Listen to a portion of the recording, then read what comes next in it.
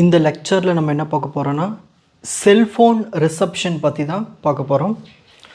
இப்போ கவனிங்க, இப்போது நம்ம வந்து செல்ஃபோனில் பேசுகிறோம். நம்ம அந்த பேசுகிற சவுண்ட் என்ன ஆகுனா எலக்ட்ரிக்கல் சிக்னல்ஸாக மாறி ரேடியோ வேவ்ஸாக ஆண்டனா நியர் போகும், அதாவது டவர் நோக்கி. ஓகேங்களா, எங்கே நியரஸ்ட்டு மொபைல் டவர் இருக்கோ அதுக்கிட்ட போகும்.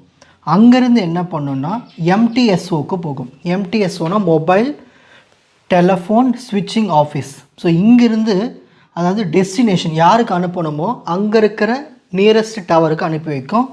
இங்கே இருக்கிற அந்த ரேடியோ சிக்னல் இப்போ செல்ஃபோன் பி பேசிகிட்ருக்கார் இல்லையா, அவர்கிட்ட இங்கே செல்ஃபோன் ஏலேருந்து போகிற அந்த மெசேஜஸ் வந்து அவர் எங்கே இருக்காரோ அவரோட கிட்ட இருக்கிற அந்த மொபைல் டவர், அந்த டவருக்கு அனுப்பி வைக்கிறது யாருன்னா அந்த எம்டிஎஸ்ஓ தான். ஸோ இங்கேருந்து என்ன ஆகும்னா ரேடியோ வேவ்ஸாக போகும், அப்புறம் எலக்ட்ரிக்கல் சிக்னல்ஸாக நம்மளுக்கு சவுண்டாக மாறி கேட்கும் பேசுகிறது. ஸோ இப்படி தான் வந்து செல்ஃபோன் ரிசப்ஷன் நடக்குது. இதை தான் நம்ம இப்போது தியரியாக பார்க்க போகிறோம். ஸோ செல்ஃபோன் எடுத்துக்கிட்டாலே அது நம்மளுக்கு டூ-வே கம்யூனிகேஷன் ரேடியோன்னு சொல்லுவோம். ஓகேங்களா, இது என்ன பண்ணும், டிரான்ஸ்மிட் பண்ணும், ரிசீவ் பண்ணும் ரேடியோ சிக்னல்ஸ். அது மட்டும் இல்லாமல் ஒவ்வொரு செல்ஃபோனுக்கும் அட்லீஸ்ட் ஒரு ஆண்டனா ஒன்று இருக்கணும். ஓகேங்களா, அந்த ஆண்டனா எதெல்லாம் செஞ்சுருப்பாங்கன்னா காப்பரில் தான் செஞ்சுருப்பாங்க.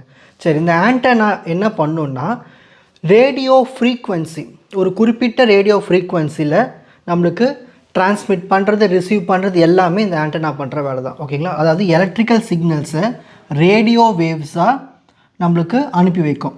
அப்போது ஆண்டனா வந்து டிரான்ஸ்மிட்டர் ஆக்ட் ஆகும். இதுவே ரேடியோ வேவ்ஸை எலக்ட்ரிக்கல் சிக்னல்ஸாக மாற்றி அனுப்பும் போது ஆண்டனா வந்து ரிசீவராக ஆக்ட் ஆகும். ஓகேங்களா, ரெண்டு பக்கமும்.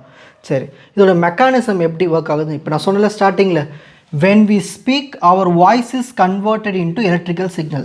நம்ம பேசுகிறது வந்து என்னவா மாறும், எலக்ட்ரிக்கல் சிக்னலாக மாறிடும். இந்த எலக்ட்ரிக்கல் சிக்னல் எப்படி போகும்னா ரேடியோ வேவ்ஸாக டிரான்ஸ்மிட் ஆகும். ஓகேங்களா, ஸோ இந்த ரேடியோ வேவ்ஸ் என்ன பண்ணுன்னா இந்த வாய்ஸு, நம்ம பேசுகிற இன்ஃபர்மேஷன்ஸ் எல்லாத்தையுமே கேரி பண்ணி கொண்டு போகும். ஓகேங்களா, அது எந்த ஸ்பீடில் போகும், லைட் ஸ்பீடில் போகும். அது மட்டும் இல்லாமல் the nearest mobile tower receive the radio signal. So இங்கே எங்கே நியரஸ்ட்டு டவர் இருக்கோ அந்த டவரில் வந்து நம்ம பேசுகிற விஷயங்கள் எல்லாமே ரேடியோ சிக்னலாக வந்து அக்செப்ட் பண்ணிக்கும், ரிசீவ் பண்ணிக்கும்.